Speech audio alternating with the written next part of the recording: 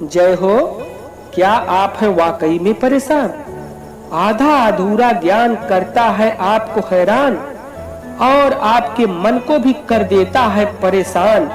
तो घबराइए नहीं प्यारे, गंगा योग ज्ञान लेकर के आया है आपकी समस्या का समाधान। दुनिया का सबसे बड़ा चैनल प्रस्तुत है आपके सामने। जय हो भैया, गंगा योग ज्ञान में आपका स्वागत है। निधि प्रदीप का जो एक बृहद ज्ञान चलाया जा रहा है, इसमें आपका स्वागत है। आइए, ये आपको छठा भाग दिखाया जा रहा है, जिसमें आप लोग देखिए। छठवें भाग में आपको दिन के विषय में बताया जाएगा, किस दिन आप खनन कार्य करें, किस दिन धन खोदने का काम करें, किस दिन न करें। आइए हम आपको बताते हैं भैया। मंगलवार, शनिवार और रविवार यह क्रूर दिन है। खनन कार्य के लिए यह सब वर्जित दिन है। व्यतिपात योग और वैधिकृत योग के 3 दिन वर्जित हैं।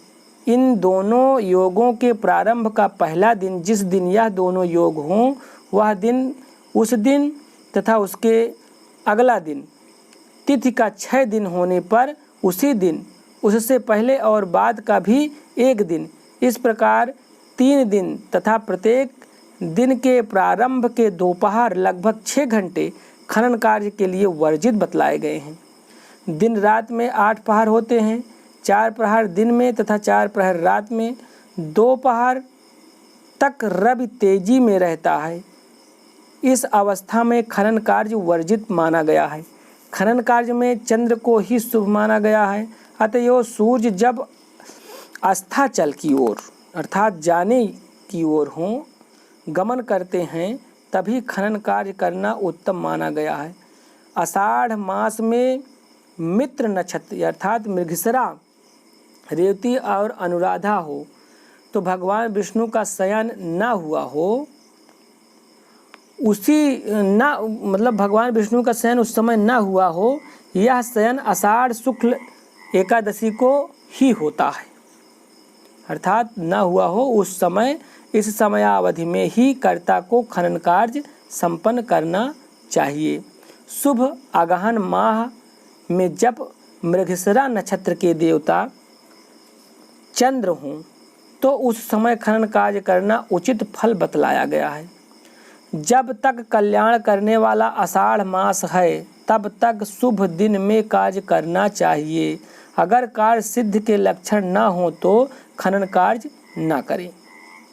चंद्रमा के दोनों नक्षत्र अनुराधा और मृगशिरा खनन कार्य के लिए सर्वोत्तम माने गए हैं। 100 की संपत्ति संख्या की संपत्ति के खनन कार्य के लिए ऐसे 3 सहायक, जो कि नित्य निहत्थे पर हट्टे कट्टे और कष्ट सहन करने वाले और सिंध प्रदेश के अश्वों के समान बलवान हैं, वो उत्तम हैं। उनके लिए ऐसे व्यक्ति खनन कार्य के लिए प्रयोग करने चाहिए। भैया आगे आपको हम नियम, स्वभाव और माघ मास और अग्नि के कुछ और सिस्टम बतलाएंगे, और भी आगे बतलाएंगे। इसका जो रह गया है भाग, आपको 7वें भाग में बताएंगे। आइए, इसी के साथ इसमें कुछ और प्रयोग हम आपको बतलाते हैं। वह प्रयोग आप लोग जान लीजिए, वह जानने के बाद आप प्रयोग करिएगा।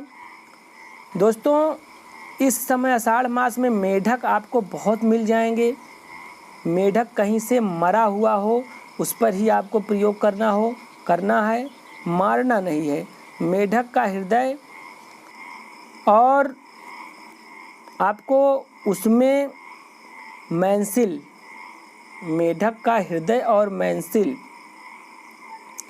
पीस करके एक में मिलाइए। एक में मिलाने के बाद उसमें आप जाति अर्थात चमेली के पुष्प को भी आप डालिए, और थोड़ा सा उसमें महकने वाला एक पदार्थ आप डाल दीजिए। जैसे एक स्थिति होती है, एक लिक्विड आता है राबिया नाम से, राबिया उसका एक नाम है, वह महकने वाला होता है। उससे बहुत सारे अंजन बनाए जाते हैं, जो आँखों को ठंडाई प्राप्त करते हैं, ठंडाई पहुंचाते हैं, और उससे आँखों में भी बहुत तेज़ी आती है। तो राबिया एक प्रकार का पदार्थ होता है, जो कि आपको पंसारिक दुकान पे मिल जाएगा। उसको ला करके उस अंजन में मिलाने से घोट पीस करके उसको रख लीजिए। अंजन मंत्र 1008 बार से इसको प्रयोग करने के बाद इसी आषाढ़ मास में जो इस समय चल रहा है उसमें आप लोग लगाएंगे। लगाने से आपको पृथ्वी का धन अवश्य ही दिखाई देगा। आप लोग वीडियो देखते रहें भैया, इसमें और बहुत सारी नई नई बातें आपको बताई जाएंगी। मिलते हैं सातवें प्रयोग अर्थात 7वें भाग में। आप लोग देखिए, समझिए। तब तक के लिए लेते हैं विदा।